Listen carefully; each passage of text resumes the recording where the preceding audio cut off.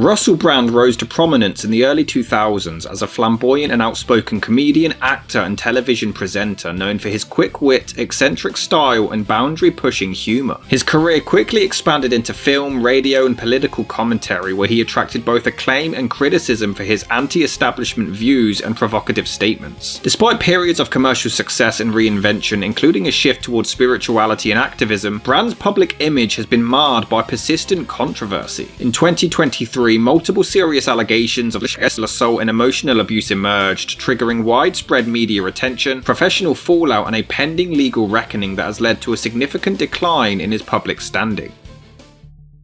Russell Brand was born on June 4th, 1975 in Essex, England to his parents Barbara and Ronald, though his mother primarily raised him on her own after having separated from his father when he was only 6 months old. This week's episode we're looking at relationships between fathers and sons, masculinity and all the things that entails. I mean, obviously I'm only capable of looking at my own relationship with my own father, Russell and Ron, and the way that we're going to examine this relationship, which, you know, I mean, it's a relatively normal relationship. My dad sort of, like my mum and dad got divorced when I was a kid, my dad left when I was about sort of 6 months old, didn't really sort of grow him, saw him at weekends, the normal kind of stuff. You sort of like kind of left when I was young, innit?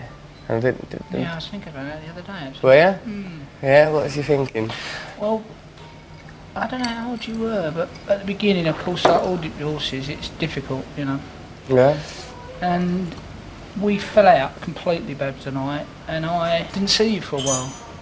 Really? Yeah, I don't know how long it was. I remember coming back. How old would I have been then? Like a toddler? Oh, yeah. Yeah, of course. Yeah, you were probably... You could talk. So I don't know how old that would make you. I'm not good in these kind of things. 15, 16, I think. I started piping up. I think for a long time I resented my parents, and I suppose that must mean that I had expectations, which is a word for fantasies, that were not met. Sometimes you'll say my expectations were reasonable, but what do you mean by reasonable? I think a mark of adulthood, you know, and this is me talking, is being able to forgive and let go of the requirements you had of your parents. I think becoming a parent myself has changed the way I view my parents, but primarily it is living a more spiritual life, which has enabled me to look differently at the way I viewed my parents and their responsibilities towards me. Because I don't think anyone escapes childhood without damage, without difficulty, without sadness. But holding on to resentment against your parents in adulthood is a way of, in a sense, impeding your own evolution into full adulthood, your own realisation of your fulfilled self. I suppose in a way I would like it if I'd have grown up with you and Mum together in sort of like a typical family, like, you know, textbook Dickensian chocolate box family. That wasn't the option. The option was to grow up in a house with two people constantly bickering and arguing. That's the option. Yeah. That was the more likely alternative, not the one you've just described. I would say fatherless men, like, I don't want to be so solipsistic as to make this entirely about me, he says 20 years into a career. But I think, and I experience with fatherless men who I deal with a lot in my, what I would say my spiritual life, is to be around men a lot that are in recovery, both being mentored by and mentoring and recovering mutually in support communities. Broadly, fatherless men feel a big burden and they do not feel safe in this world. I think if you do resent your parents because you feel that you didn't get what you should have got from childhood, you feel uninitiated, you feel neglected, not loved, even abused, your job is to find your way to forgiveness, because holding on to resentment is a damaging way to live.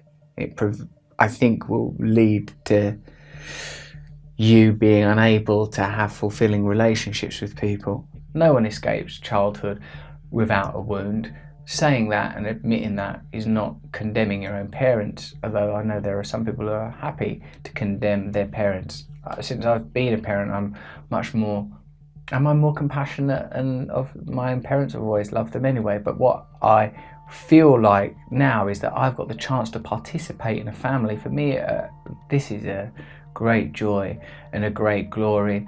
Resenting your parents and family is just a way of not accepting and loving yourself, and until we accept responsibility for who we are, we have no power to change ourselves. So it's simply something that has to be relinquished on your journey to self-fulfillment and self-realization. I get attached to stuff. When I was a little boy, I grew up in a single parent family, just me and my mum. I come from an ordinary background in Essex, Grays. Ordinariness, normalcy, these can be terms that are difficult to define.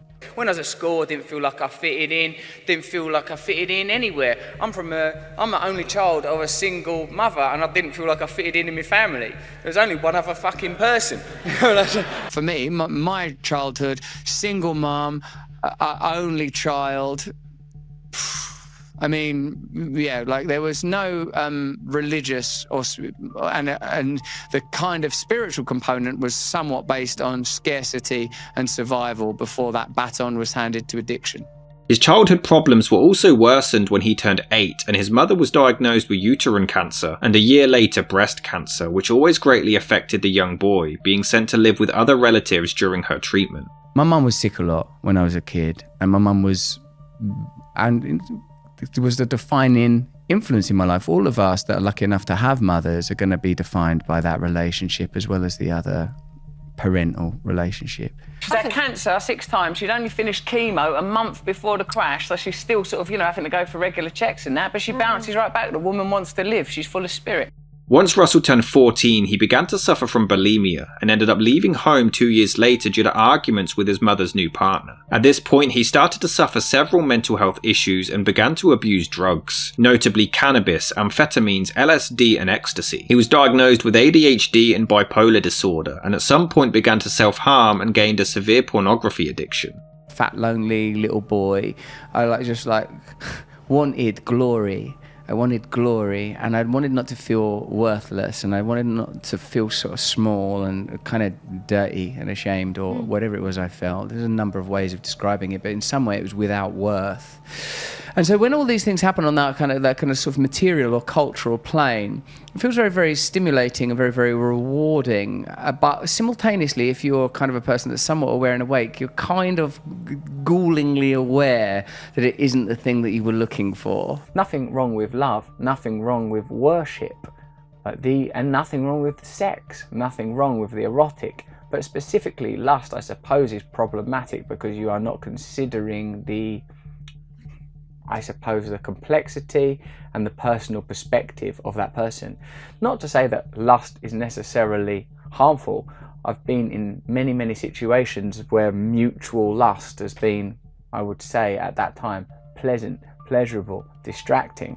But if we were looking at why lust might objectively be seen as problematic, it would be because of this tendency to focus in on the minutiae of the superficial, the transient and the temporary. In short, don't be a perv. Addiction's a bit of a blind spot for me, sort of oddly, because I sometimes think I'm clever, but then sometimes it's revealed to me that I'm not because my behaviour's so dumb, But so with sex, it's interesting because I feel like, well, I'm an adult, I'm attracted to adults, in my case of the opposite sex, adult human females, it's all pretty vanilla and innocuous. Yeah. And when I first got famous, it was I felt like I was addressing the previous circumstance of not feeling good enough, not feeling attractive, trying to address that. It was so exciting and felt kind of validating, and of course sex is fun anyway. I mean, that's the point of it. So it does take a while. The only time, I suppose, using the model that I've just said, you're doing it, it becomes problematic, you can't stop it. Well, it becomes problematic when you think, oh, I might like to be in a relationship with one person now, and you try, and then you sort of can't, because one, I think people that have a lot of sex with strangers often find intimacy with one person challenging. That's certainly true in my case. I have had a life that is being defined by addiction.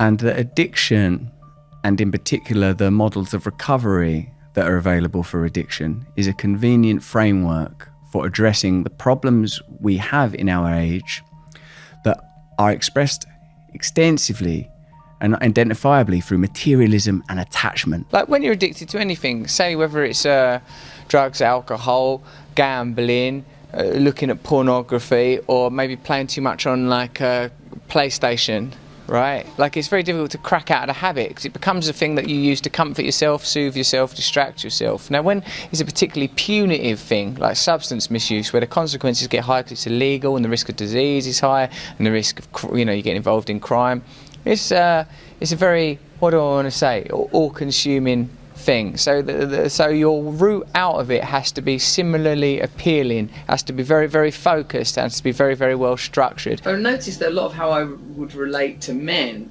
was about, like, I felt powerful among men because other men knew that I would sleep with a lot of women. Now, what I have since learned is that a necessary component of that was that I was not respecting what it was like for the people I was having sex with, even though of course they were people that were, what's so amazing about being famous is people that are willing and excited and up for it, and there's a constant flow and it's sort of unbelievable in one respect. It sounds pretty good right now. It does sound good when I'm saying it again, but the problem is of course that now I know, now that I'm awakened, that one moment at a time, that these are human beings, and once you realise, oh, they're probably doing that for they've got their own motivation because they're not going to feel any better for having sex with a famous person, except for the brief moment of orgasm, which I did used to try to guarantee, Jordan. Other than that, you're involving yourself in an exchange that isn't necessarily going to be beneficial. Is there any downsides? Or really, is there downsides to just being with different women all the time? I will tell you, Fusey, that yes, there is. Because sometimes you think, I'm so lonely, I wish I had a wife. Addiction is consumerism writ large. It's also a kind of an awareness of dissatisfaction. Most of the people that I've known that are like what you would call, I suppose, obvious drug addicts are looking for something. They're looking for connection. They're looking for actually something that's perhaps more spiritual than material.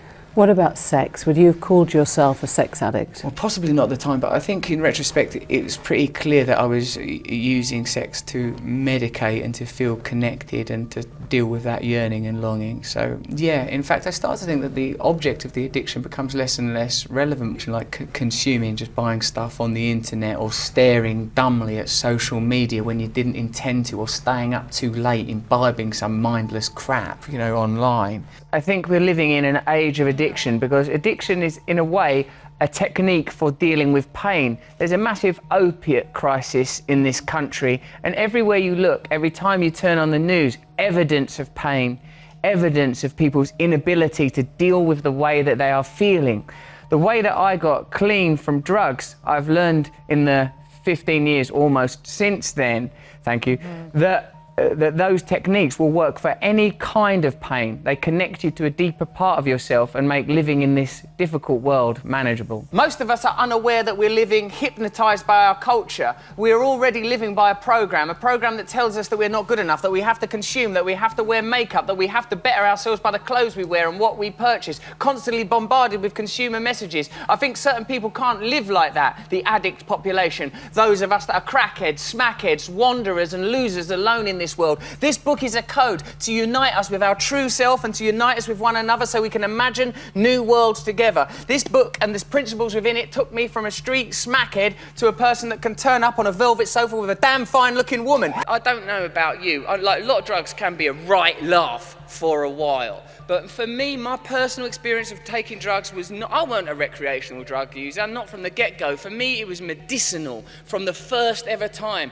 I took drugs. I was unhappy, I was miserable, I felt lost, I felt alone, and if anyone could offer me anything that would deal with that feeling, I'll have it. But when I was a little kid, chocolate biscuits. When I was an adolescent, pornography. When someone come along with drugs, I'll take it, I'll do it. The only thing, in fact, that I was circumspect, doubtful and questioning about was abstinence-based recovery. The one thing that's actually fucking worked. I recently saw you speak on the fact that before, you wanted to become famous because you needed acceptance, you wanted self-worth, you wanted to feel special when, you were in a low place. And so now, how do you view your relationship with your fame and even with acting? Do you see yourself taking a different route in order to, give different messages through your skills, through your gifts? I don't know, Shauna, but do you think I think it's very common for people that are new to Christianity to get really overwhelmed by zeal and evangelical fervour in it, and just like, I'm just going to do this now. I do know what it's like, not only to be famous after you've grown up a fat little boy. Not only what it's like to be famous, but to be that type of famous where it's miraculous access to the treasures of their false light kingdom. Despite the estrangement from his father over the years, Brand did still see him every now and then, and he allegedly took Russell on a trip to Thailand to visit some prostitutes at an extremely young age. We've gotten better, I think, since I've been an adult. I think since that holiday when we went to Thailand and that. Do you remember that first night? The Mandarin Palace Hotel in Hong Kong. All them women sort of wearing swimsuits, sort of parading about, and I remember thinking, like, as soon as we got in, oh, fucking hell, look at all them women in swimsuits. I can't wait to get back to our school, tell my mates about all them women in swimsuits. and then I wish I had my flippers. I remember looking at them thinking, bloody hell, I can't wait to tell my mates. And then one of them came over and started talking to me, and I thought, wow, I can't wait to tell my mates. So one of them came and she started touching my dick and kissing me and stuff. I thought, fucking hell, I can't wait to tell my mates. Like, what actually ended up telling my mates was about how 3 prostitutes in the back of a taxi with the click-a-clack of their high heels on a marble hotel lobby floor. When he hit 15, he appeared in a school production of Bugsy Malone and then worked as a film extra. He attended the Grays School and in 1991 was accepted in the Italia Conti Academy, but was expelled after 1 year due to poor attendance and excessive drug use, though Brand would later claim to have been abused during this time by a tutor there. He would spend a great deal of his teen years facing incredible loneliness and isolation. I changed a lot in adolescence anyway. I became sort of more confident, more attractive, taller. I changed. I found something I was good at, performance, and I went from the sort of solitary, onanistic 1970s, or 1980s, 90s obsession with pornography to suddenly getting unbelievable access to promiscuous sex, like sort of a... I don't reckon it can be that common to have known what it was like to feel that worthless and to feel that disembodied and ugly in the body, and then to feel suddenly ultra attractive, that sex is coming towards you. Sex that was like trying to find, was needle in a haystack, gnat in a strainer, impossible to find. Suddenly sex is everywhere. Intimacy with a stranger, for most people I know that have had issues around sex, intimacy with a stranger is kind of lovely. You don't know them, and then you have that sudden excitement of sex, and you're kind of connected to them in that context, and it's not with, I used to joke about it. I used to say it's because, like, I can have sex with a stranger because I'm not thinking about any other information in that person's life. I'm not thinking, oh no, her brother's got diabetes. Oh, she might be worried about this. What if that happened? No, they only exist in that context. In a way, there's something spiritual about it. You're in the moment. There's no judgment. The connection is very pure. It's the type of stuff that I was into, at least. I feel like I was looking for something.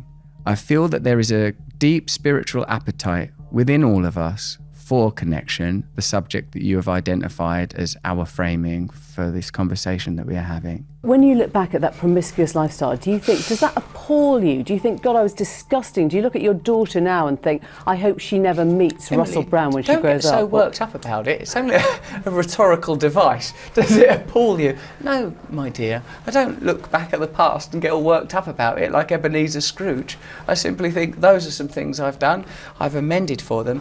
And as for the likelihood of some sort of Faustian kick up the arse from future Russell, if my daughter meets somebody who's caring and sensitive and knows how to communicate, then I think that will be a good thing. And I hope that by the time that she is dating men or women or whatever it is she's into, that she will be schooled in how to think, how to understand emotions, and to understand that whatever it is that presents himself, herself, itself at that doorstep, it won't make her feel any better if she's not connected to who she really is. Pornography is what I learned sex from. No one taught me, all right, this is what it is to be a man, and if you're into women, this is what women are like, or if you're into men, this is what men are like, and this is how we treat each other, and this is what it should feel like, and this is how to be loving. I was just like, I look at these magazines, look at these videos, and it was about, I don't know, you know what pornography is, so It's not a very good template, really. So my initial solution to feeling weak and disconnected and lonely and somehow silently brilliant was to try and become successful, was to try and become famous was to try and have resources, to try and address all of the problems of my original condition. I feel like I've forgiven most of the people in my life for things that they've done or things that I've imagined that they've done. I feel like I've forgiven myself for the mistakes that I've made. I feel like I've got to a point where I no longer need to blame other people because I'm happy with who I am. So when you have a resentment, I suppose what you're saying is I'm not happy with the person I am, and I need therefore to allocate blame to people for the person that I am. It's sad if you don't love the person that you are. I don't think that you can fully function in this world until you have a degree of acceptance and love. I don't mean, obviously, like from an egotistical Fonzarelli, hey, type perspective. I mean, to accept that you are, in my language, as God made you, you are as you are meant to be. You are unique with unique capacities. I know these things may seem somewhat phatic and shallow, but they are, like many trite, what do I want to say, epithets, or platitudes even, necessary in order to proceed. I was getting in a lot of trouble with the police. I was having a lot of difficulties all the time. But what I've noticed since getting clean from drugs is that the condition itself, the feeling, will migrate and morph onto anything. You can get obsessed with relationships, you can get obsessed with money, you can get obsessed with staring at your screen, watching too much TV, anything that takes you out of yourself. For me personally, it was when the pain became unmanageable. But what I think is curious is that we'll attach it to anything. There's a currency in kindness. People know that we only stay well by helping other people stay well. We can only keep clean ourselves by helping other people keep clean. Now, it's kind of obvious that those principles could be held and could benefit elsewhere in society, and perhaps that's an argument for another day. Well, but you know what it's like to be hurt, do you? Yes, I do, but I don't know what careful. I don't know what it's like to sleep with 1,000 people. Oh, it's exhausting. So, Russell, you're asking me about my bad back on the way in? You're a man slut. Hold on a minute. That's pejorative. There's an award named after you. There is actually. Serial Shagger. The Russell Brand Serial Shagger Award. Yes, that is actually true, but that's on the basis of an incident that happened in a supermarket aisle with me and some Frosties. And I think this whole time you needed to go through these type of deals and heartbreaks and complications where you feel even guilty about it. Because what happens is God chose the most amazing, broken, lost people and held them as an example, saying, look how great they are now. And that's because they recognize their creator. So I wish you doubled down on what you did before, because now when I stand across from you and I see the authenticity that's coming out of you, and that there's a gentleman that walked in your shoes and he sees the light that you're shining now, that wasn't for no reason. If you're not good at football or fighting or the other word that begins with F, you might as well forget it. And I was told that redemption and salvation comes through success. That you better make something of your life. The best that you're going to get is you might become economically successful, or you might become famous, and then by some sort of extraordinary set of circumstances, I indeed did. Russell began to perform stand-up comedy at the Hackney Empire New Act of the Year final in 2000 and came in 4th place, but managed to attract the attention of comedy agent Nigel Clarfeld, and his career was beginning to explode. Much of what I have experienced as a celebrity is merely, I believe, an amplification of what anyone who struggled with addiction would have experienced. Like that, it's the addiction that's the defining quality, not the celebrity. The celebrity is sort of an anomaly and makes me something of an outlier. But what I believe is, not what I believe, what is believed to be at the root of addiction is a deep spiritual yearning. And addiction is, in a sense, just an amplification of attachment and our materialism and consuming and false idols. Why were they ever associated with him in the first place? For me, some of the most revealing footage in the documentary was not the investigative journalism, strong as it was. It was his performances as a so-called stand-up comedian, in which he was neither funny, but consistently vulgar, rude, and unwatchable. Why did the BBC? Why did Channel 4? Why did The Guardian? Why did the New Statesman? Why did the Labour Party ever wanted to be associated with essentially this sleazebag in the first place. Probably the reason I hate him so much is because I'm a dad, and I've got this fear that one day my daughters will bring something like that home. Although you found him grotesque and unfunny, clearly a lot of people found him hilarious. They just did. You know, he sold buckets of books. He put loads of ratings onto television programs. He wrote columns that were widely disseminated and enjoyed. So he's one of those very polarizing figures. And he does have, I mean, he's got 6.5 million people subscribed to his YouTube channel. There's a huge following there. And I'm sure that if you and I put public hangings on our program, it'd be pretty good for ratings for a while as well. I'm not saying Russell was promiscuous back in the day, but he had a loyalty card at the STI clinic.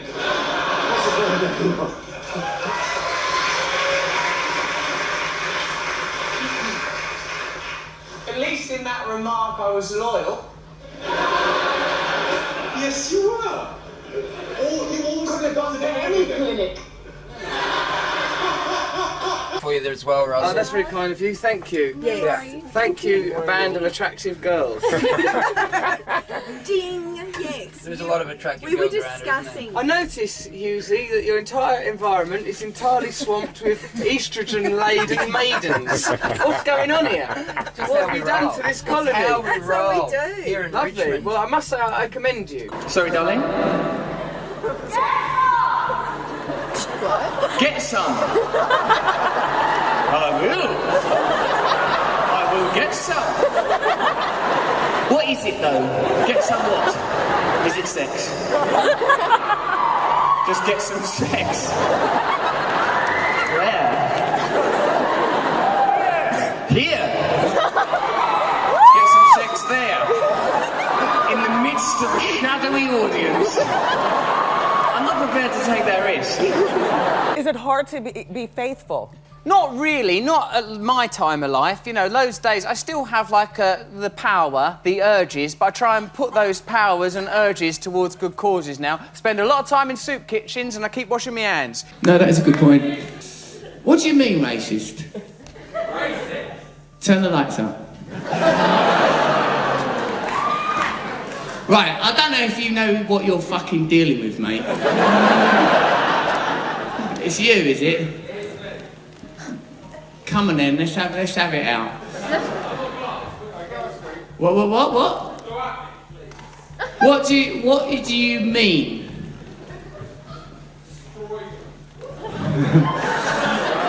Oh Jesus, you're like a sadomasochist, is that it? You're a person that likes to go on the bottom, I'm guessing. Listen, this is a no lubricant situation. Don't shout stuff like that out. Look, you must know, mate, not only like is this a complicated time in this country where there are lots of different questions around identity, race, a lot of confusion around violence, a lot of confusion around fear, a lot of doubt in people's minds. Here we are, in public. You know, put all that to one side. I'm a professional comedian and you're clearly some sort of dickhead.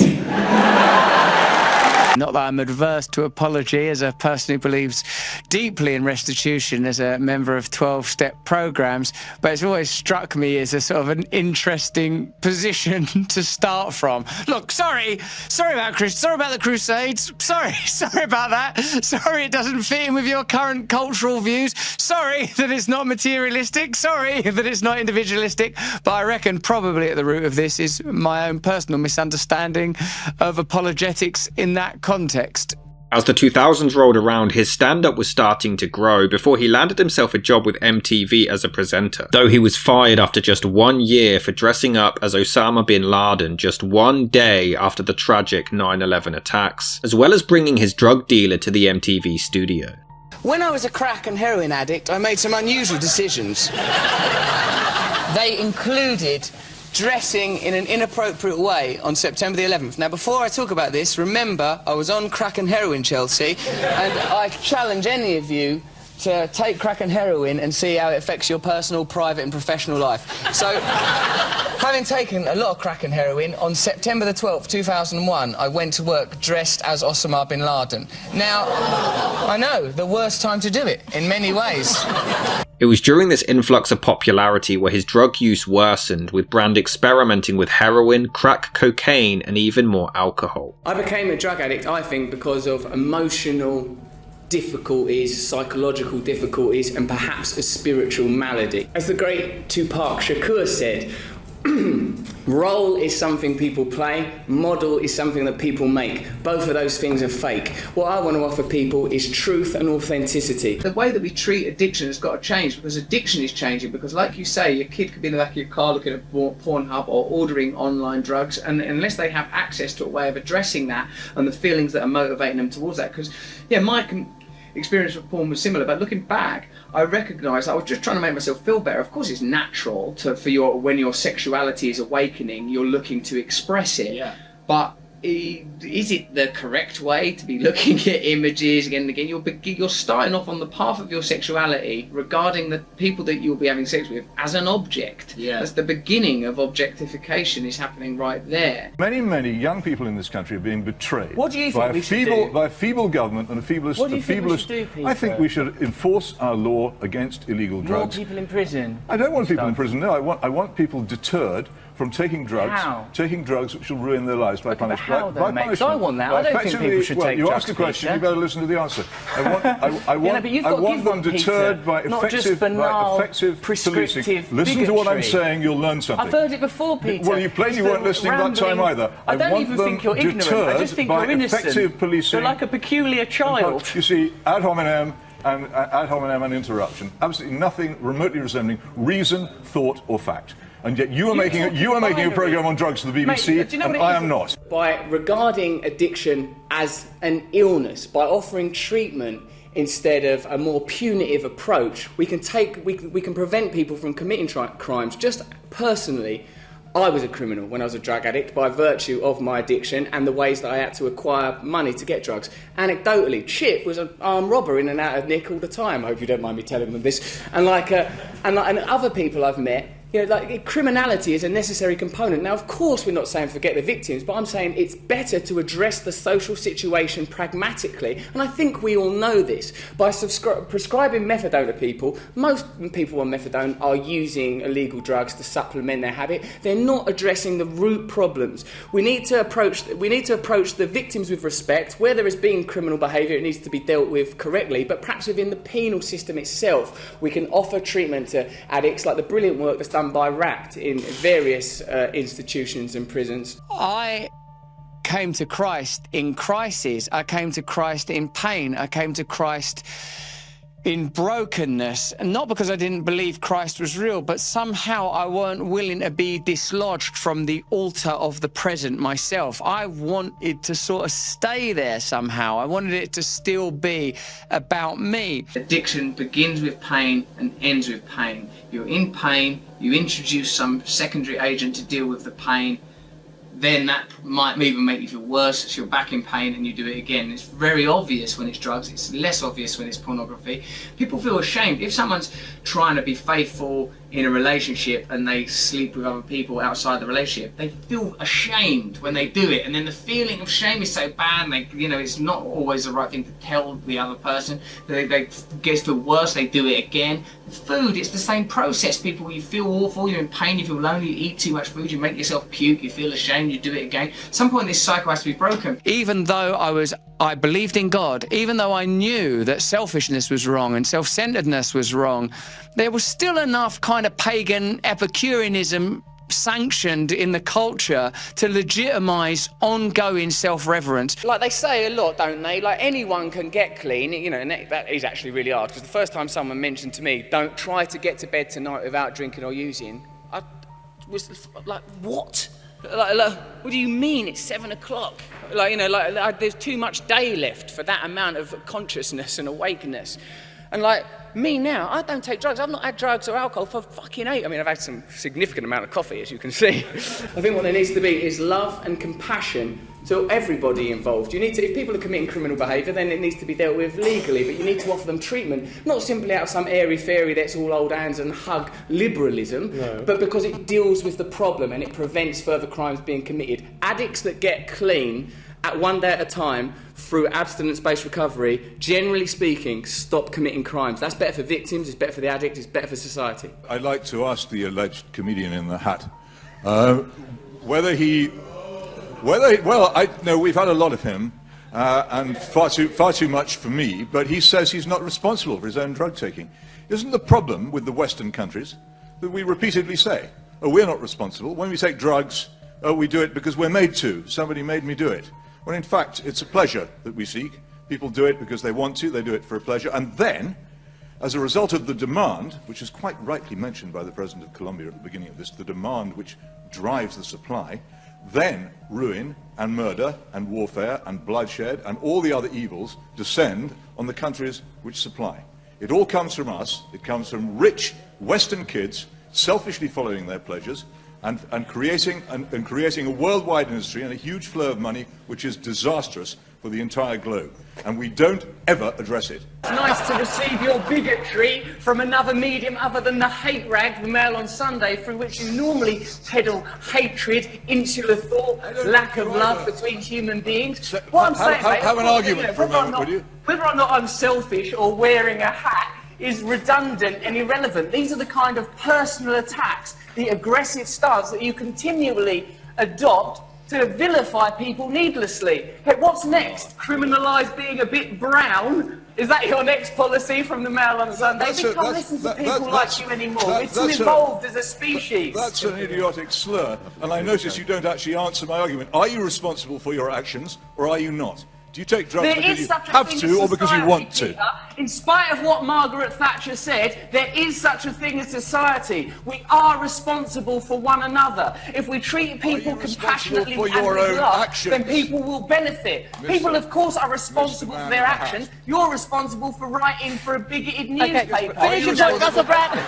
Eventually, faced with a wake-up call, Russell entered a new life of sobriety and seemed to be turning his life of substance and alcohol abuse around. He became a Buddhist during his time in the AA, but would later convert to Christianity. What I suppose I'm saying is I accept this, the path that I've walked and that, that I'm sort of continuing to walk. And I suppose anyone that's engaged in the process of recovery has to, as a part of that, accept the various chapters, episodes that have led to that. I mean, I think that's part of self-acceptance. Part of self-acceptance is to appreciate and understand the various steps that have led you to where you are. And just again, I think to reiterate that's why I mentioned addiction and recovery early on, because it provides you with access to an archetype. That this is who I was. This is the way that I lived. This is the way that I try to handle the challenges that life gives you: impermanence, temporality, death, inequality, hypocrisy, destruction, all of these things that sort of are pervasive, whether that's cultural or simply part of being in a temporal and spatial reality. It seems to me that you knew some things were wrong, but yet Christ hadn't fully grabbed a hold of your heart yet. Oh no, yeah, that was, I suppose, it's certainly inchoate Christ, at least from my subjective experience. I believe in God, Stephen. So the thing that defines me now is I believe in God. And I don't believe that I have unique access to God or superior access to God, or that there's this little set of dances or codes or clothes that need to be worn to access God more primarily or more privately. I believe that in an absolute loving God, that all of us have the right to be here, that I don't need no special adornments or epithets or epaulets or badges or medallions, that it's enough for me to be one of everybody else. In a way, I was quite lucky because I was addicted to crack and heroin. Those drugs cause social problems pretty quickly. You get in trouble with the police, you end up in hospital. It's difficult to ignore. If you've got anyone who's been around people with food addiction issues knows how much pain and chaos that can create in a family. But I suppose you get fast-tracked when you've got a drug problem. There is a figure that is more powerful than you, that loves you. And if you don't do what's right, you are going to hell. Not after, you are in it. If you don't do what's right, you are, oh no, I'm so unhappy, I'm in this bedsit that we talked about earlier. Why? Because you didn't listen to the Father, because you perhaps couldn't find the Father, because, as I've alluded to many times, you live in a culture that wants to distract you from the Father or the Mother or whatever word helps you, that is there within you, waiting to be born, that you've been distracted from, understandably, because of the primal urges to compete and acquire and eat and defecate. All of this is normal, ordinary, forgive yourself immediately. It's obvious when you've got a problem, if you're in a bad marriage or you're watching too much TV or you're overweight or you just don't feel happy and connected. Once you admit that, there's the possibility of a change. Then you have to believe that change is possible. Then once you're at the point where you believe change is possible, you have to take step 3, which is about accepting help, whether that's a spiritual help or help from other people. It was in 2004 when Brand performed his first one-man show in which he detailed his own heroin addiction on stage, before 2 years later launching his first nationwide tour, poking fun at his own embarrassing incidents in his life. He only gained more mainstream exposure upon becoming the host of Big Brother's Big Mouth. That same year he released his own memoir entitled My Bookie Work, detailing his life of promiscuous activity and drug addiction, as well as his recovery, which became a bestseller, and the following year he hosted the Brit Awards, all whilst his comedy career continued to soar as he toured around the entire world. We have an ability in our culture, I think it's true in America and parts of Europe, but above all in Britain, where we elevate people of no talent, people of no redeeming value whatsoever, to the status of national icons. I give you Jimmy Savile. It's a classic example of that. A man of no talent who had a hotline to Margaret Thatcher and the royal family.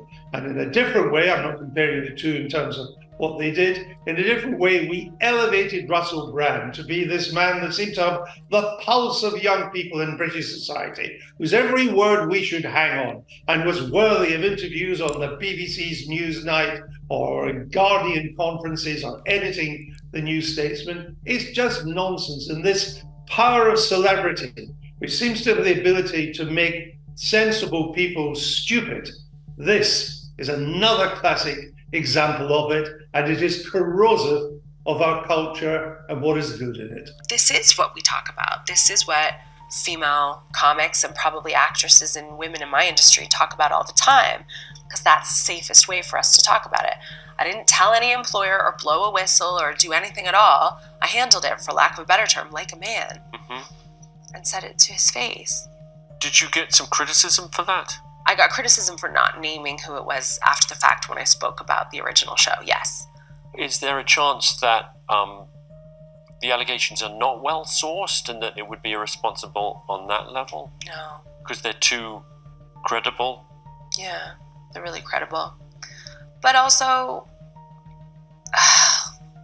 every time these things are eventually proven, and you look at Bill Cosby and you look at Harvey Weinstein and you look at the unmentionable British personality, everybody knew. And they go, well, everybody knew. I'll say Jimmy Savile. Yeah. Be the one who says it. You know him best.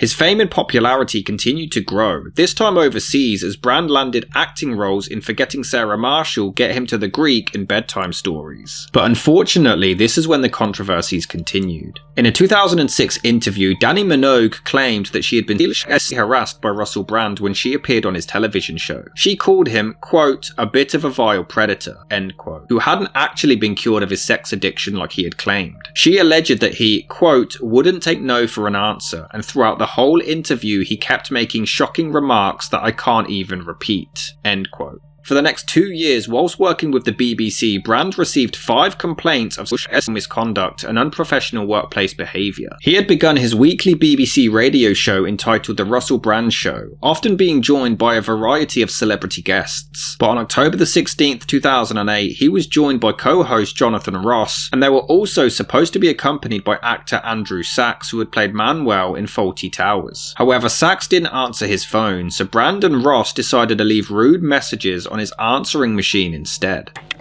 Oh, hello, Andrew Sachs. This is Russell Brand. I'm a great appreciator of your work over decades. You're going to be on my show now, mate. I don't know why you're not answering the phone. It's a bit difficult. I'm here with Jonathan Ross. Hello, Andrew. That's Jonathan Ross speaking now.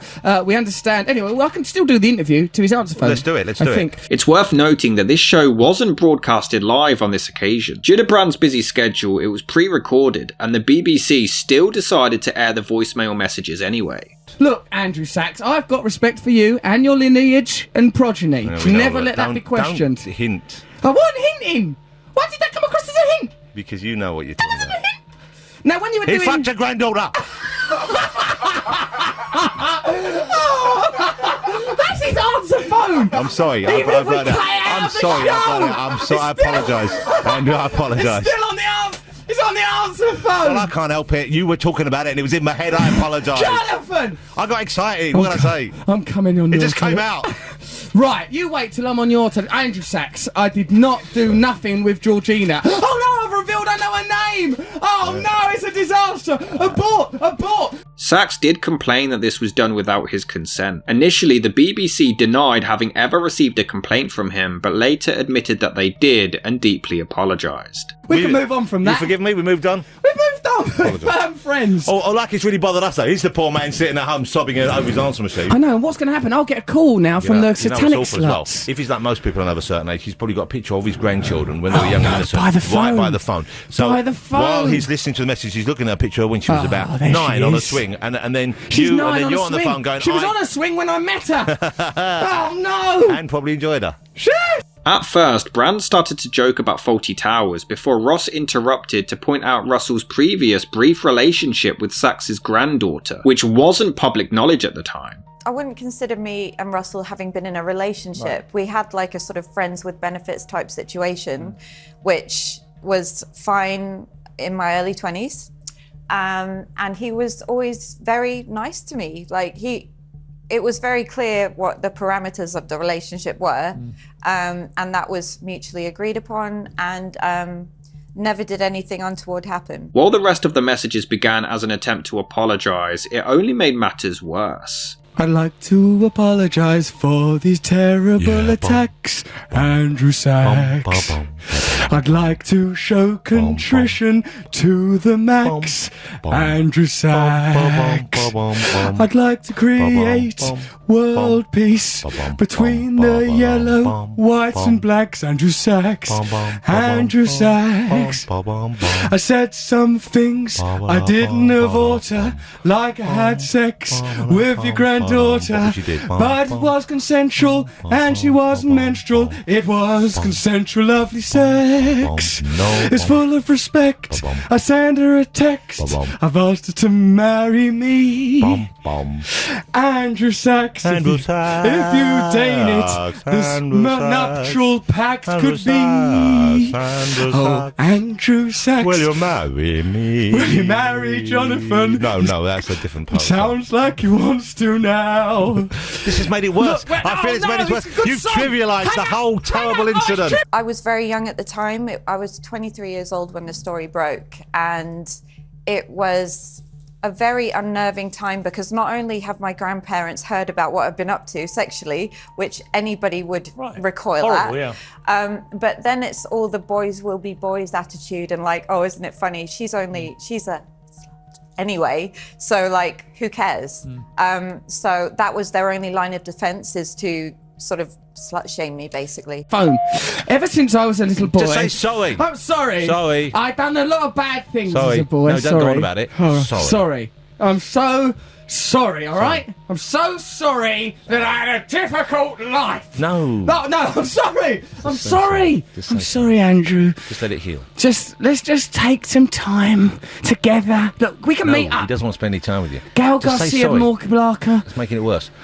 Just say sorry. Sorry. Sorry. Jonathan's sorry as well. Sorry. It was his idea. I was influenced. I just wanted to impress Jonathan Ross and I didn't got touch swept anyone. up in it. Sorry. Sorry. Very sorry. Sorry about everything that's ever happened. You were good in the bill. Stop that. All right. No, but bye. Learn from your mistakes. I've learned a lot from this, Andrew, and it won't ever happen. Oh, now when I watch 40 Towers, I'm going to think like, oh, I've hurt his feelings. Have you got John Cleese's number?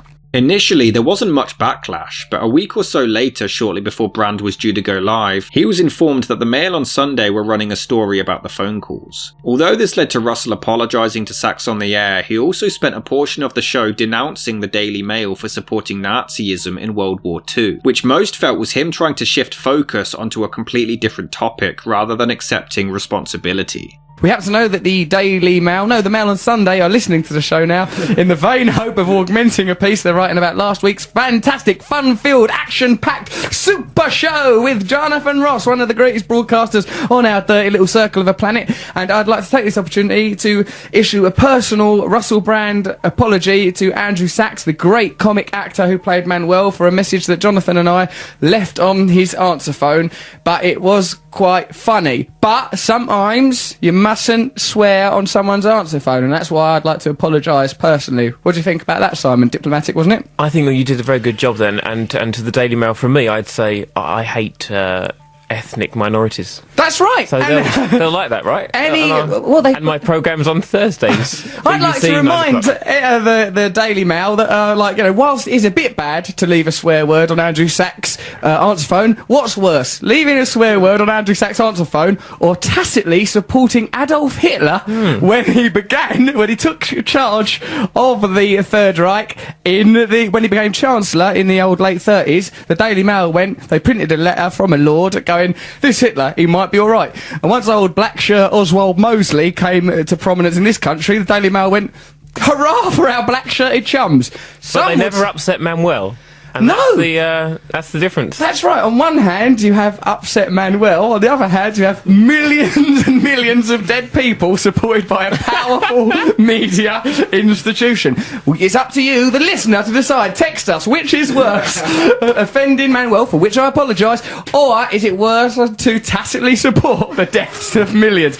In fact, while Brand apologised, he pointed out how people found the prank calls funny before the Mail printed the story. The BBC received around 4,700 complaints, and the news went international, eventually reaching over 18,000. This was one of the highest numbers of complaints in BBC history at the time and caused a huge media uproar. Andrew Sachs' granddaughter admitted that her relationship with Russell Brand was only short, but now she felt completely betrayed that he had revealed it to her grandfather. She demanded for both Brand and Ross to be fired and claimed that her and her family were even considering taking the matter to the police, though Andrew stated that he had no intention in doing so. I'm not out for revenge or anything like that. These two performers. I'm a performer. Sometimes it goes very wrong, and it's up to them to do better. Both apologised to me. Both sent very nice letters, very nice, which I appreciate and I shall respond to. And flowers. Not for me, I hope, but for my wife, I guess. She did end up receiving an apology from both men, but when asked later if she thought that they were genuine, she admitted that she believed the one from Jonathan Ross was, but the fact that Russell went on to joke about the incident on his tour pretty much negated his entire apology. Due to this incident, Sachs didn't talk to Bailey for the final 8 years of his life, before passing away in 2016 without ever resolving their issues, which added further problems amongst her family and added to her issues with drink and drugs. Though she admitted it took Brand 10 years to apologise to her directly, she did confess that he seemed genuine and that he even paid for her rehab. I was struggling with addiction for about 10-15 years, and I was finding it very hard to get clean and sober. So one of my mutual friends between me and Russell called him up and said, George, you need some help. And so he sent me to rehab, and I was physically separated from my drug of choice, and I got some therapy, and I think that had a big part to play in my recovery journey. And he looked me in the eyes and he made his amends to me, which is what we do in recovery. We have to make amends to people. What did he say to you? He just acknowledged that it was a private relationship and it shouldn't have been made public, and that at the time he had 2 daughters, and I think that it really made him grow and change. And I felt it was genuine. I felt that he was sorry. The BBC suspended both Jonathan Ross and Russell Brand, but the latter ended up resigning anyway. Ross was suspended for 12 weeks without pay, and the BBC themselves were fined £150,000 for the incident. Radio 2 controller for the BBC, Leslie Douglas, also resigned from her post. She had been aware of the contents of the programme at the time, but didn't listen to them first before airing. She simply emailed back confirmation to broadcast the show from her phone. Though some defended her as being one of the most outstanding broadcasters of her generation, others felt she had to share some of the responsibility for the hurt caused. Do you think the BBC should be broadcasting such things? But if I were the BBC, I wouldn't do that, no. However, some celebrities spoke out to state that, although the behaviour was inappropriate and unacceptable, it wasn't as sinister as the media were making it out to be. Noel Gallagher from Oasis defended his friend Russell, claiming that it was, quote, typical of the English in general when 10,000 people get outraged, but only days after it has happened, end quote. A petition was created demanding the BBC turn the blame away from Brandon Ross and instead towards whoever greenlit the show for broadcast. A petition which gained 4,000 signatures. Brandon Ross continued their careers, and although their fame and success only grew, this fact caused further complaints as there didn't seem to be any repercussions for their behaviour. Despite this, during a live show that same year in Northampton, Brand decided to make a prank call to the police, claiming to have seen a man responsible for a number of assaults, pretending to be a woman named Sarah. Oh, hello. I wanted to give some information about a story I saw in the paper about the attacks in the underpass. I've had someone very near my underpass now. I wondered if there might be a corroboree between these incidents. My name is Sarah.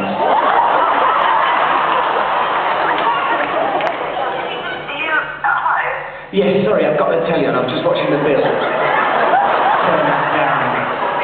The telly's broken. Lovely thing. Oh, it's not even very realistic, the bill. I went to a police station once, it was nothing like that. So, I've seen a fella who fits the description of this underpass fella. He was dressed absolutely atrocious. I mean, he looked like Timmy Malik. He was wearing like a big pink Day-Glow cap, leggings, that sort of sandals. He looked pretty ridiculous. Oh, so, thank you. What, you got a telephone number for me? I don't want to talk to him, dear. I think this was a dating line. I can find the old man. You should see me. I'm twice the woman my father was. Hello? Are you able to give me your telephone number, please? Well, it's the one I'm calling you on now. You can ring me on it any time. No, that's on our screens, I'm afraid. Oh, bloody hell. Do you know what number you're ringing from? Well, actually, I don't. I've never memorised my number. I don't get a lot of call to give out my number. I live quite a solitary life. Would you be interested in perhaps going out for dinner? Just the two of us. Although the Northamptonshire police decided not to press charges for wasting their time, they did discourage the public from making similar phone calls. Quote, I don't think that's particularly amusing. It's in very poor taste. The issue of assault is often belittled and such callous behaviour is extremely hurtful to the victims. End quote. Although Russell did later apologise for making the call. Furthermore, he made several appearances on US television imploring the public to vote for Barack Obama, claiming that George W. Bush was a, quote, retarded cowboy fella who in England wouldn't be trusted with scissors, end quote. He also mocked the purity rings worn by the Jonas Brothers, all of which received negative backlash, and the star faced death threats, though he did apologise for his comments. And I did offend the Jonas Brothers a bit by joking about their rings. Well, the Jonas Brothers have forgiven me. They have to, they're Christians. It was in 2009 when Brand began a relationship with pop sensation Katy Perry, marrying her the following October in India. It's never a dull moment, I'll say that. It's kind of like an ongoing episode of I Love Lucy. That's why I married him, because he's just so hilarious. Have you married him already? I mean, that's why I'm marrying him. As Katy Perry is hard at work, her husband Russell Brand... Yeah, Katy Perry. Yes, I'm married to her. Got a wedding ring on. In fact, though, for the rest of this evening, I'm a single man.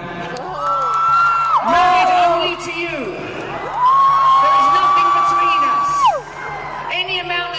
chaos, any hormonal madness we want to generate, tonight it's okay. But on September the 16th, 2010, Russell Brand was arrested for suspected battery charges after he allegedly attacked the paparazzi who were blocking the way for him and Perry to get to the Los Angeles airport.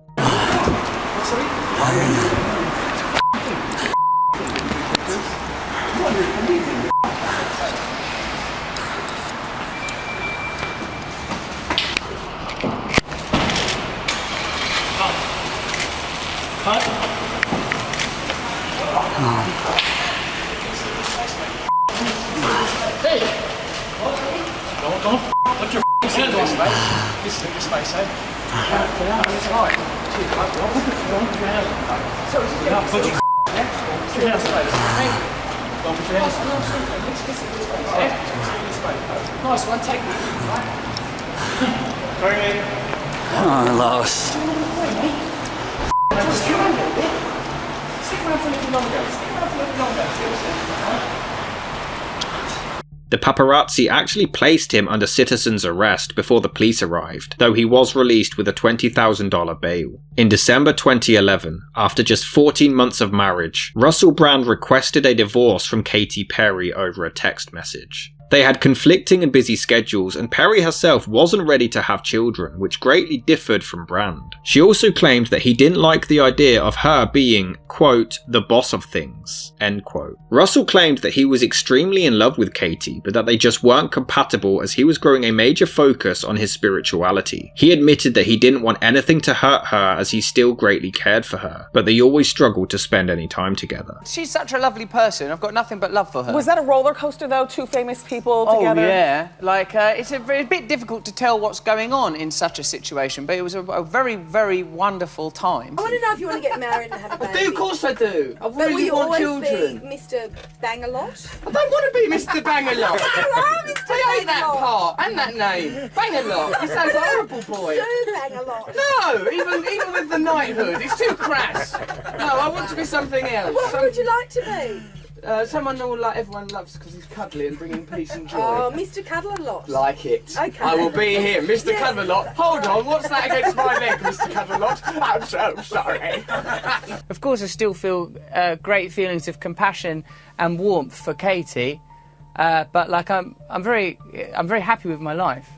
The couple married without a prenuptial agreement. Brand was eligible for half of her estate, which is around $44 million, but he didn't pursue this at all during their entire divorce. For the next few years, Russell began to reinvent himself in his career as a political activist and commentator, launching a YouTube series called The Truths, discussing news, politics, and spirituality. He promoted recovery through yoga and meditation, even practicing the abstinence of casual sex. I don't like people preaching that I am any part responsible for anything.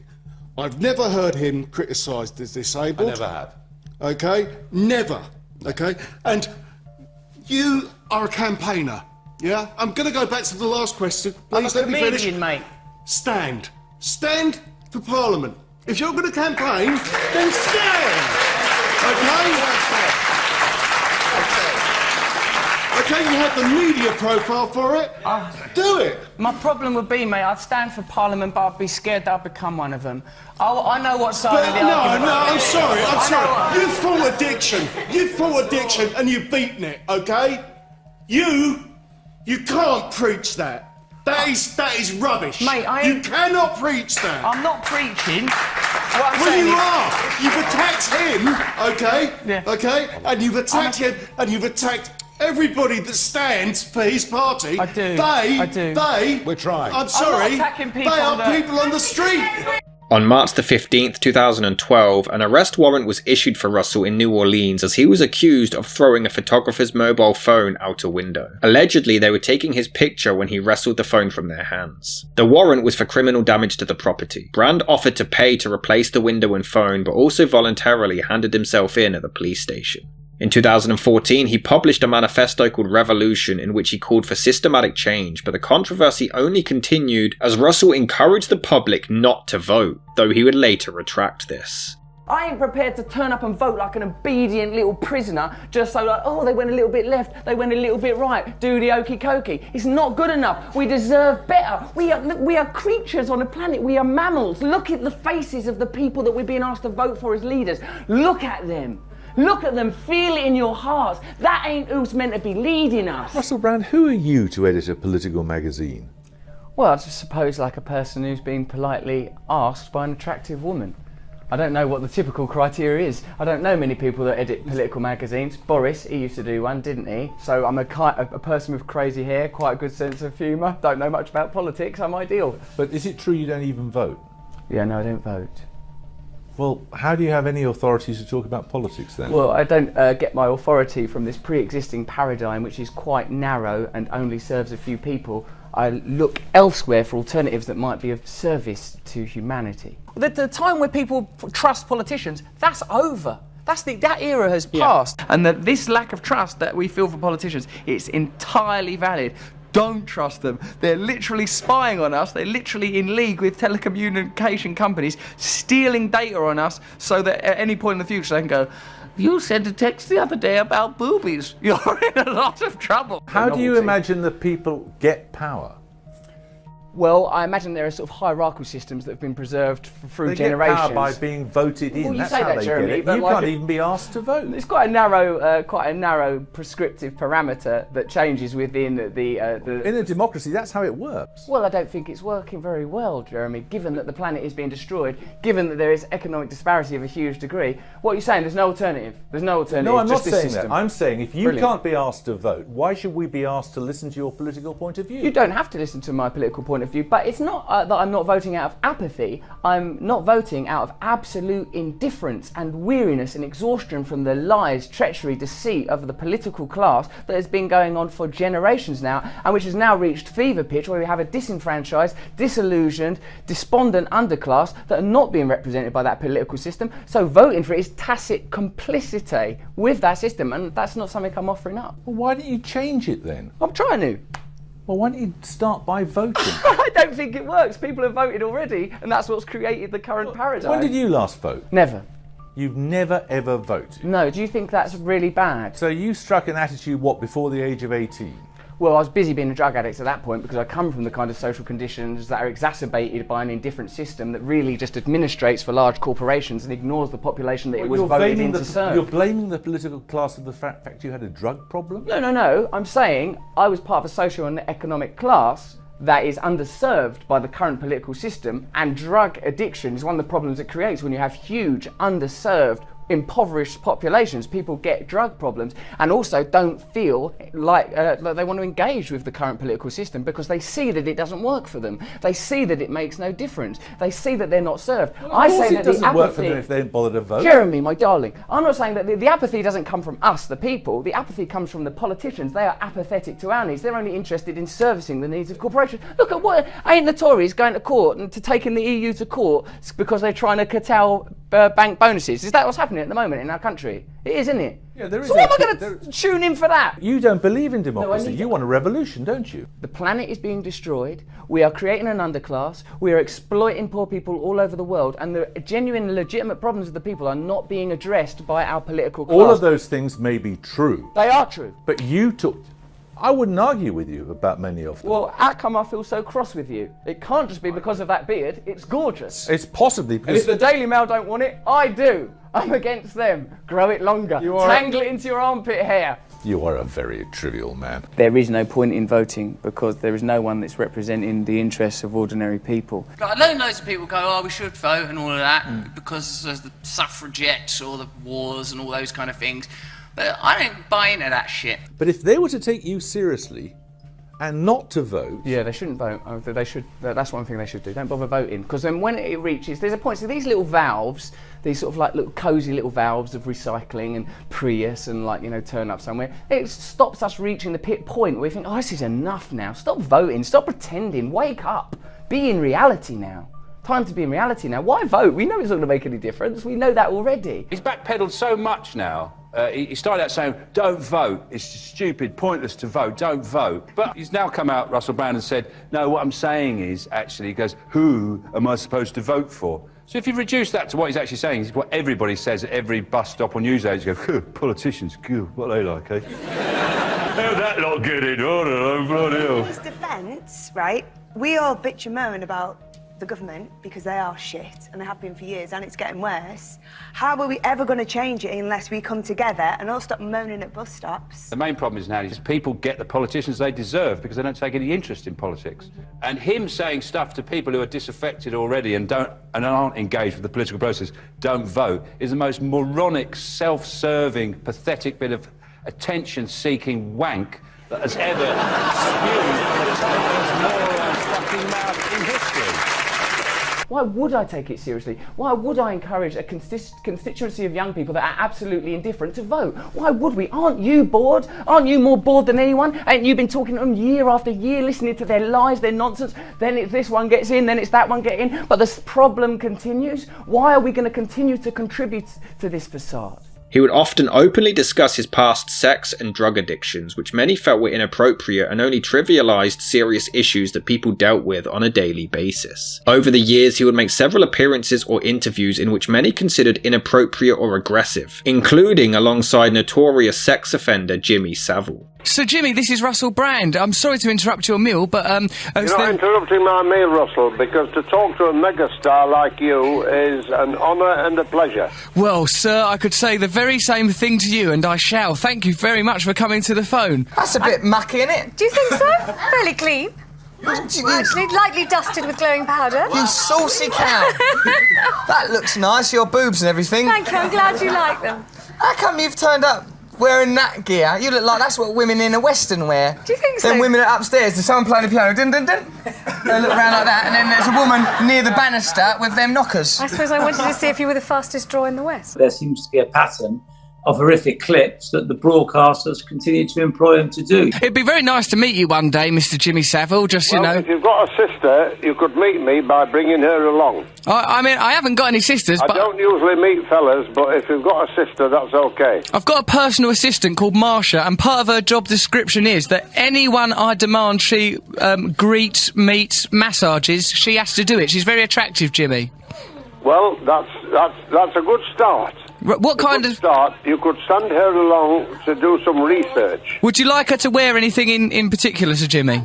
I'd actually prefer her to wear nothing. Right. So you want Marsha, my assistant, to meet you naked? Okay. Well, that's not going to be a problem. Nothing wrong with that. Nothing wrong with that, Jimmy. It's just the last time I spoke like this was to Father Christmas. I mean, it's extraordinary. This man continued to be employed, and I think, frankly, the bosses at the time have a lot to answer for. Can I have it off with either you or your daughters? No, you may not. No. Oh, here's a wacky all suggestion. Three at once. Damn, No, she's always definitely one not. step ahead. Certainly not. Vanessa, no. Phelps, come on, some of No. them are adults. I've got two daughters. The answer's no, and I'm no. None of them. Hold on, let's go through Neither. You've got two whole daughters, and I Stop can't it. even have one. No, you can't. No, you can't. Selfish. When you have your own daughters, you'll know why I said that. Well, I won't sleep with him. I've got some principles. Well, I'm not sure about that anyway. Yes. But the boys are in a lot of trouble. Right, God, yuck! It's terribly awkward when you're a guest on somebody else's show, particularly in a theatre which is full of great fans of the presenter, Russell Brand. So they all loved him, they were cheering him and egging him on. And I was in this unbelievably awkward position where you don't quite know what to do. Are you meant to pretend you think it's funny and laugh along? You're meant to stand up and walk out in high dudgeon and look as if you're a spoilsport and a party pooper? You know, what are you supposed to do? But I know I was deeply offended then, as I remain deeply offended now, at the idea of him saying, I want to have sex with you and both your daughters. I think one of my daughters was 15 years old at the time, and the answer was, as you saw me say then, emphatically no. We know how difficult it is for women to come forward in these circumstances. We know the pressures not to do it are huge.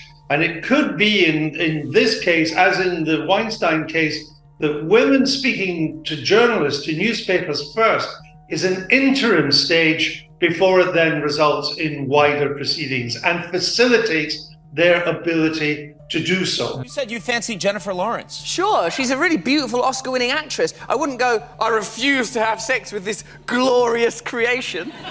Anyone would, even if it wasn't, like, say you were a woman and you weren't even a lesbian, and they went, do you want to have sex with Jennifer Lawrence? You go, well, I might as well. Right. Wouldn't you? Even if you're heterosexual, she's so beautiful, she's so elegant and mysterious. I bet she's probably a pain in the arse, but why wouldn't you, like, just... She's bound to be, isn't she? No, she's fantastic. We've had her here on the show. Oh, She's come on, great. mate. Anyone can pull it off for 10 minutes. I'm nice for 10 minutes.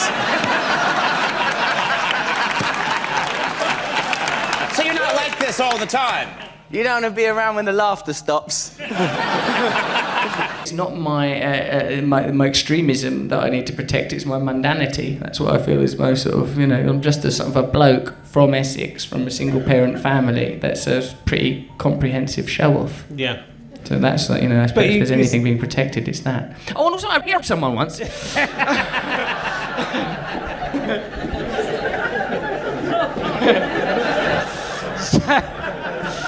But yeah, you know, you've got the insecurity. I killed her after. She'll never tell. This is an uncomplicated situation where we're here for a proper laugh. We can have a proper laugh in here. I mean, it's the world, it's society, but here we are safe. Here we are together. Here we're cool. You know I'm joking. You know I'm joking. You can probably, I hope the reason you're here, even those of you that have been dragged here thinking he's a cunt, you're starting to soften. You're starting to soften a little bit. He's all right, and he's a bit of a fucking cunt, Hazel. So, we're in for a laugh. Liz, that's your fault.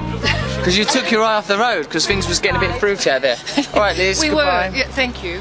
Well, it's been really a wonderful experience. See you later, Liz. Russell? All right, take care. Russell, how can I do your bra just like this? Liz, I love you. Look, what's going to happen? Like, are you going to clean the windows? What, am I allowed these girls? Who's single? We're all single. 4 more years. Like, single ones. Gareth, get another bus. We're keeping all these girls. The limited amount of time I spend in reality, I quite enjoy. I try to only visit it temporarily, as I believe it to be a construct. You did a movie called Get Him to the Greek with I was Puffy. in that. With Puffy, yeah. Sean Puff Daddy Coons. What is, if you can recall, what is the craziest thing that perhaps the two of you did during filming? That man dragged me to Vegas on a private jet, and he insisted that I wear a very, very long scarf for reasons I don't understand yet, and he wanted it to be lilac. So I sourced a lilac scarf. He took me to Vegas on a private jet to watch Manny Pacquiao do a boxing match in Vegas. Once we were there, him and I believe Jay-Z leapt up on seats when Ricky Hatton, an Englishman, was very badly beaten up. I myself was embarrassed. But it was a lovely evening in Vegas with Sean Puff Daddy Coons. Are you wearing one of your own bras? I mean, I know it's your bra, just sure you didn't nick it from a public lavvy. But I mean, are you wearing a bra designed by you now? No, but I'm wearing my knickers. Get them off. Okay. There won't be a point where I go, oh, don't. There'll be a point where I go, go on then.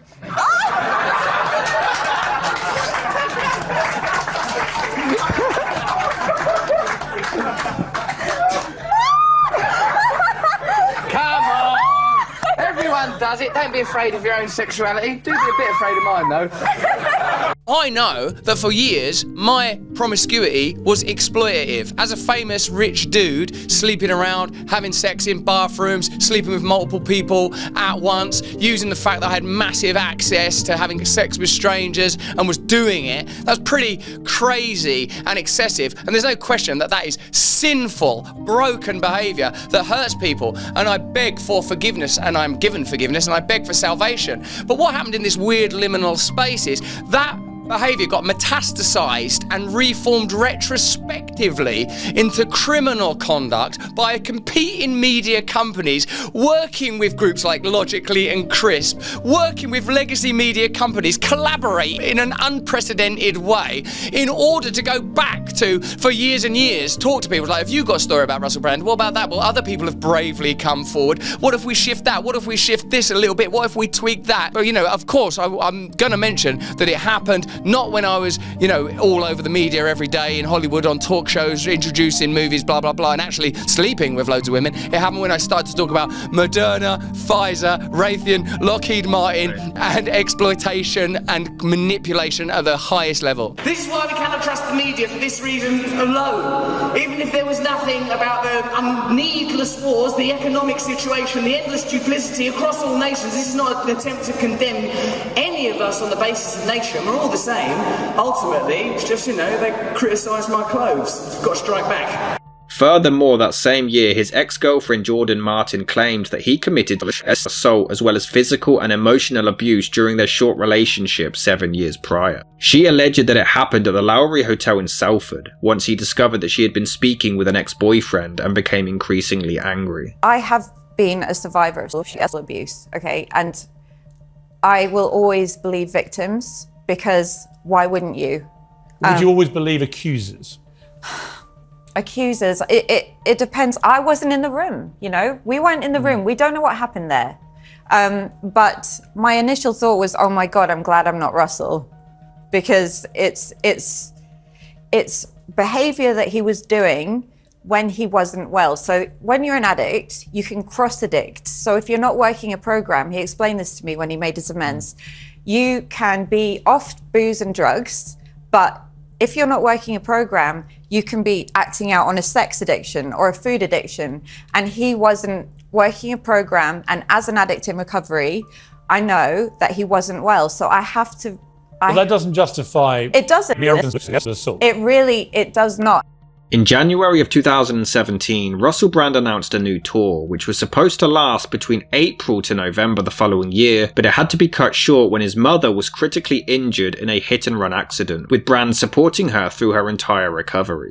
She had a terrible, terrible car crash, head-on collision, geezer in the other motor, legged it, like he's been pinched, but she had terrible, terrible injuries, broken back, broken neck, terrible abdominal injuries, ribs, but she's making a remarkable recovery due to her spirit and the incredible National Health Service and the people that work there.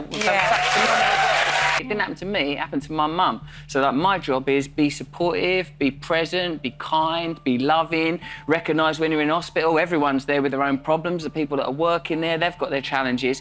In the past, I think I may have had a tendency to be very, very self-centred. That same year, Catherine Ryan made some questionable remarks during filming of a new programme to supposedly indicate that Russell Brand was a predator. But these comments were edited out of the broadcast, though she would discuss this later in an interview with Louise Theroux, though she doesn't name him specifically. You informed the employers that he was a predator, right? I didn't inform employers, I informed him to his face that he was a predator. When we say predator, what do you mean? I think I mean perpetrator of sexual assault. But it is very dangerous for us to have this conversation. I'm happy to have it. Why? But it is a litigious minefield. Because lots of people have tried to nail this person down for their alleged crimes. And this person has very good lawyers. So am I going to put my mortgage on the line by saying who this person is or like entering into any conversations like that? We've seen what happens to people who talk about alleged predators. I mean, it's not really my story to tell. No one has perpetrated any sexual assaults against me. But this person, I believe very strongly, so do a lot of people, believe very strongly, is an open secret, is a perpetrator of sexual assault. And I, in front of loads of people, in the format of the show, said to this person's face that they were a predator. You said it on the show, not backstage. No. Again and again. But did they keep that in the episode? No. Which is fine. It's fine. I still got paid and I still did my job. But I did it in my way that I felt was fair. From this emerged untrue allegations of sexual impropriety, which forced me to recognise that the two things I'd been in practice worshipping, fame and sex, and I mean in practice because that's what I was spending my time doing, was trying to be famous and trying to have sex a bunch, that these two idols turned like serpents and became the vehicles of not my destruction, but the destruction of the previous identity and idol that I'd worshipped. Russell Brand, famous person. And I think a lot of women are like, I'm not going to speak about it. They internalize a man's shame as their own and they stay quiet. And they speak quietly in circles. So women who I know and women who I love and trust have told me about their experiences with someone that I think it makes him a very dangerous person. I didn't want to work with him. And that's what I was trying to say to Louis Theroux. It's like sometimes we're put in positions in this industry where we have to either stay home from work or work with someone about whom there is a widely known open secret, historical instances like that. And we just have to make that decision because we're not protected. It's very difficult to remove these people. Yeah. So that's why, like, and I never wanted to make it about who. I didn't want to make it a guessing game. I became like the Nancy Drew of famous comedy sex predators overnight. Because that's not really the point that you're making. You're not trying to expose something. You're trying to speak on the wider issue of there are probably in multiple sectors women who every day have to go to work with somebody. Yeah, not just entertainment. Yeah, with somebody that they know is inappropriate, unacceptable, and they're afraid to speak up because they fear that that will then become their identity. I've received 2 extremely disturbing letters, or a letter and an email, one from a mainstream media TV company, one from a newspaper, listing a litany of extremely egregious and aggressive attacks, as well as some pretty stupid stuff like my community festival should be stopped, that I shouldn't be able to attack mainstream media narratives on this channel. But amidst this litany of astonishing, rather baroque attacks are some very serious allegations that I absolutely refute. People were like, well, because you didn't name him, you're part of the problem and you made him more dangerous. Number one, everybody knew who I was talking 100%. about in the instance that I told Louis Theroux about, because I worked with him, and what I said to him, I said in front of hundreds of people. But secondly, people were like, why didn't you tell the police? Why didn't you tell journalists? Police know, and journalists know. They would ring me and say his name. They never wanted his name. They wanted the women's names. They wanted me to grass out these women. How crazy is that? Yeah. And I'd be like, well, these women have decided for whatever reason, and I respect a woman's autonomy to her body like I respect a woman's autonomy of her voice. These women don't want to talk to you about it. And I actually respect a woman's decision not to do that. Because if you do come out and you lose, or people don't believe you, or it is difficult to prove, then that's your reputation. Monica Lewinsky.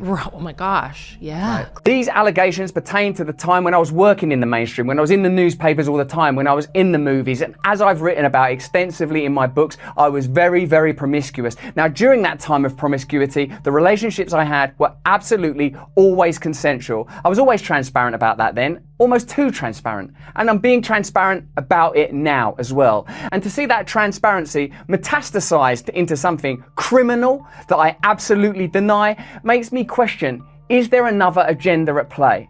Particularly when we've seen coordinated media attacks before, like with Joe Rogan when he dared to take a medicine that the mainstream media didn't approve of, and we saw a spate of headlines from media outlets across the world using the same language. I'm aware that you guys have been saying in the comments for a while, watch out Russell, they're coming for you, you're getting too close to the truth, Russell Brand did not kill himself. I know that a year ago there was a spate of articles, Russell Brand's a conspiracy theorist, Russell Brand's right wing. I'm aware of news media making phone calls, sending letters to people I know for ages and ages. It's been clear to me, or at least it feels to me, like there's a serious and concerted agenda to control these kind of spaces and these kind of voices. And I mean my voice along with your voice. Brand proceeded to have several high-profile relationships, including with Jerry Halliwell and Jemima Khan. However, they didn't work out, which Brand claimed was due to his increased focus on activism. However, The Sun did print a story that Brand had been unfaithful to Khan, leading to him filing a lawsuit against them, in which he donated the funds to the Hillsborough Justice Campaign. He did end up settling down into a quieter life with Laura Gallagher, who he married in 2017 and ended up having 3 children with. They purchased a £3 million home in Henley-on-Thames in the countryside to live a quiet life together.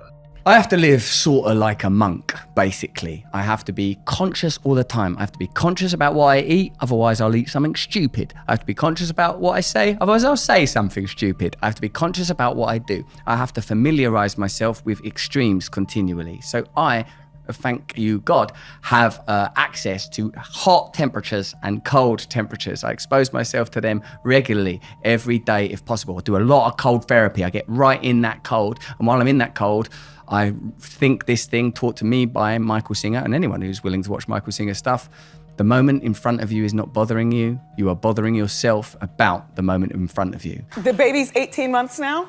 11 months. 11 and it months. may well have conquered new territories in my heart and shown me love that I never thought possible, but it's a vicious little thing. Vindictive creature. Okay. Well, it's the most wonderful thing. Do you have children? I don't know. I don't know what it's like. But a lot of people say it changes your life. I mean, I think if you ignored it, that would be unforgivable negligence. Yeah, so it's a wonderful experience, Tricia, yeah. And best thing about being a dad? I think it's to not be, to have something outside of yourself that's more important than you, other than West Ham United. 90% of fathers say that being a dad is the most important thing in their life. Who are the 10% that say that it's not? When we talk about fatherless men and cultures where the family unit has broken down, aren't we primarily talking about the significance of the father? Our Father who art in heaven, the state as father, the monarch as a kind of grand patriarch or matriarch. All these ideas generate, of course, from becoming a parent. I've been a dad now for approaching 3 years. Fatherhood has changed me in that it empirically proves that I'm not the most important person in the world. Like, I always knew it before in my mind, but when that little screaming, punching, violent lunatic... Were you in the room? Yeah! I was there for Did the you birth. look? Oh my God, I was front line and centre. I was ringside, and I use that word deliberately. And there's a lot of things people didn't tell me. I didn't know that the whole area comes forward on a mound before anything opens, like a souffle, like a cake rising. Men need to know. I have to make a lot of content. Yeah. Because every day I'm on Rumble. Every day I make an hour of content. Every day we make an additional 10 to 15 to 20 minute video on a news subject that generally encompasses anti-establishment narratives and a way of explaining that is hopefully inclusive. If you're going to be a father or a mother, then it's difficult if it's not going to be the most important thing in your life. If it isn't the most important thing in your life, you will always feel that tension. Each day there is much work to be done, and I am a father of young children, and I have a dog that I adore, and I have many animals. So I have a lot of very simple pastoral duties that have to be done. And I have a lot of spiritual things that have to be done to hold me together. So there's a lot to be done. And then often I get to a point where I'm so tired that the whole enterprise feels like it could collapse inward like a narcissistic semi-gothic souffle. It's good to know that there are values and virtues that have meaning and worth and beauty, that we're not just lost in some mad molecular blizzard, some tundra of nothingness, that there are lines, that there is clarity, that there are values, that there are ideals that we can aspire towards, reach out to, inhabit and embody. However, this was only going to get worse for him. It was at the start of 2019 when the Sunday Times began to receive allegations of misconduct against Russell Brand.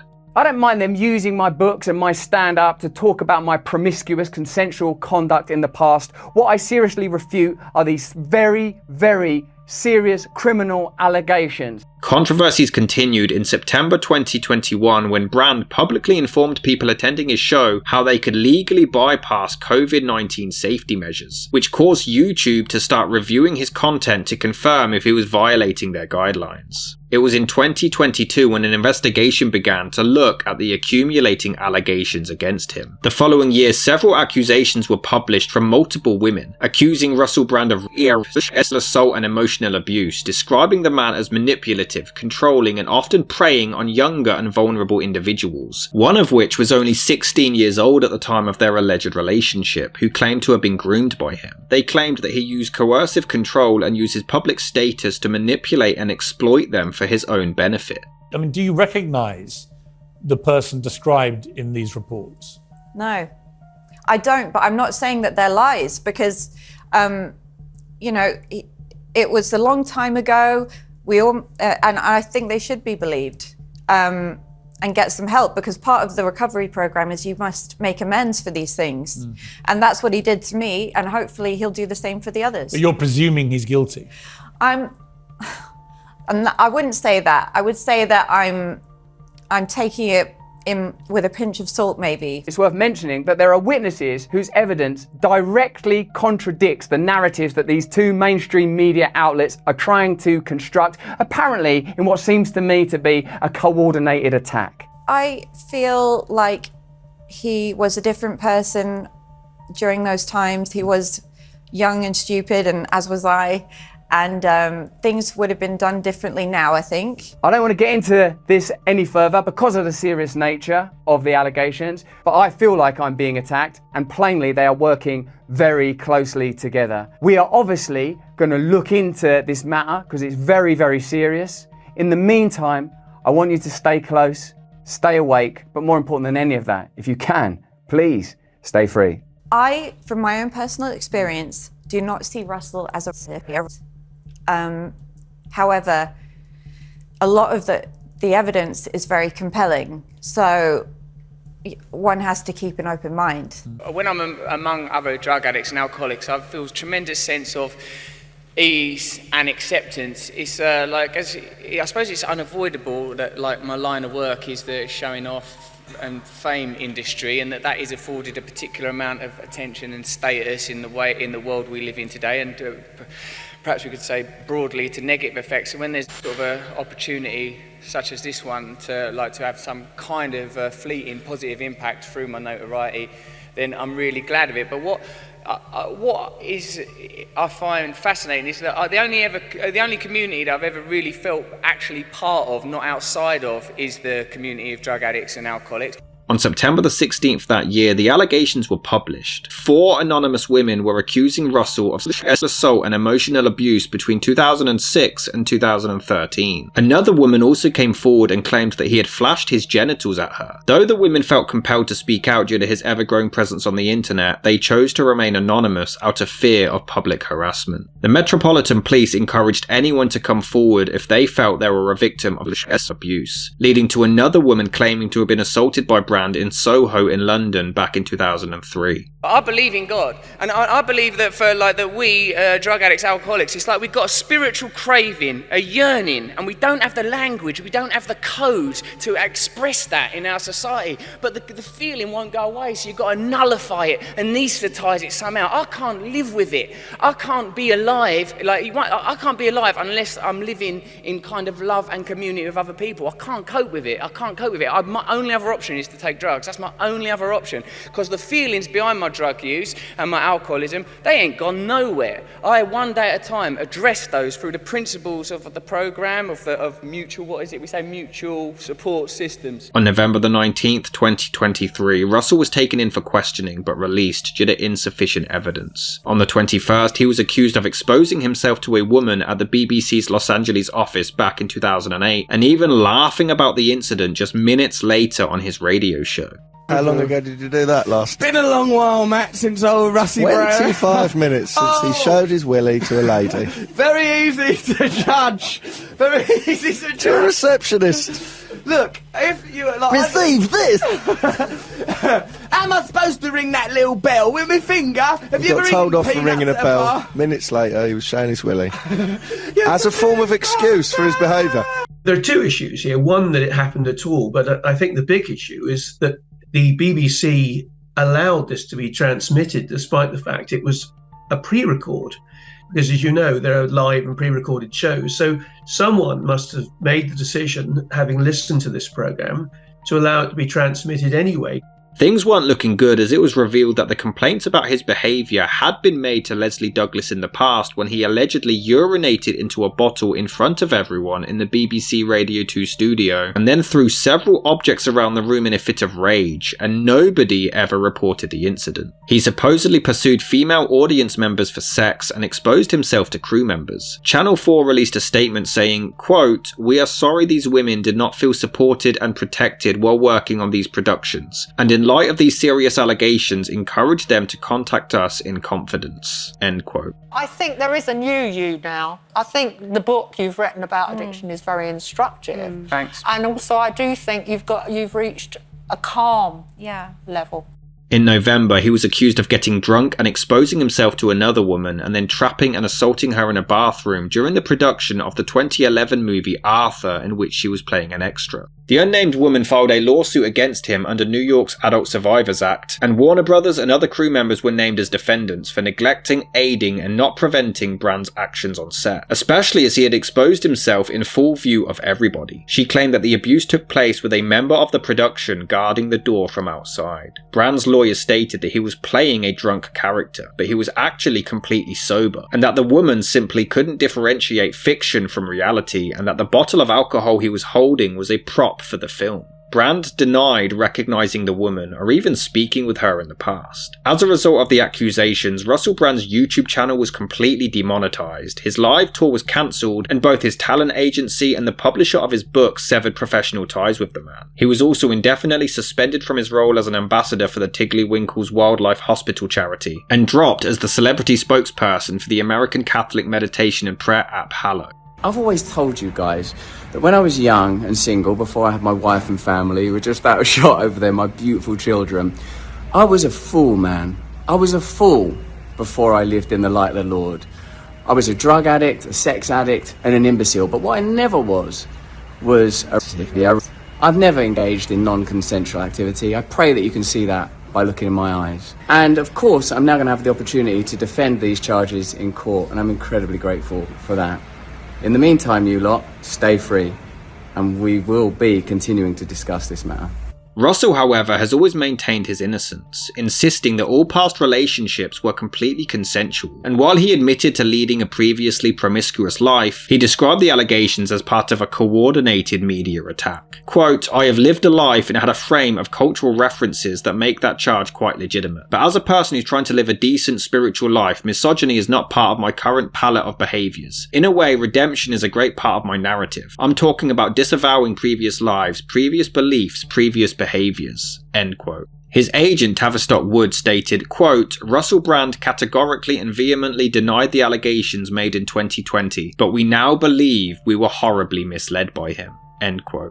The BBC began to remove material featuring Russell Brand from their archive and began investigating the complaints during his time there, though others felt it was wrong for Brand to lose all professional ties and monetization based on unproven accusations. It didn't help when television presenter Vanessa Feltz came forward with an old clip of her on Brand's television show back in 2006, where he made extremely inappropriate remarks towards her and her daughters. I don't know if that is the rules. I thought what it was is do what you like, you're going to die anyway. No, you didn't think that. No, you didn't. Not you on the same planet as Jesus. Of course you didn't. Not on the same planet of old Jiminy Christmas. You definitely didn't think that, so there.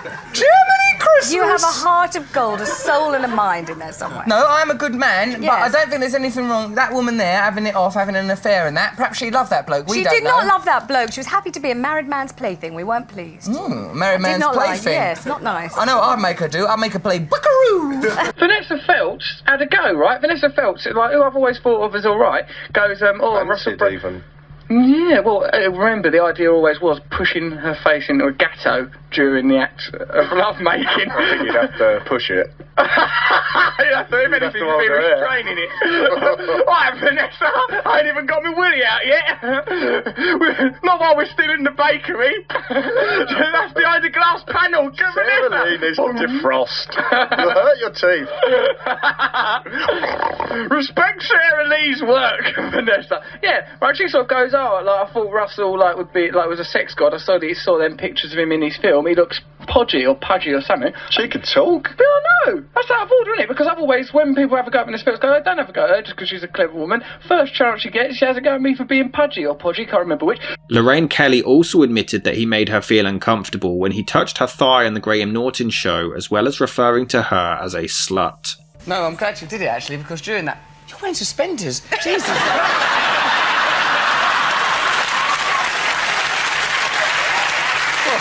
I've bitten off more than I can chew. I'm out of my depth. Yes, I have been in other films, but it doesn't seem so important now that I know Lorraine Kelly's a slut.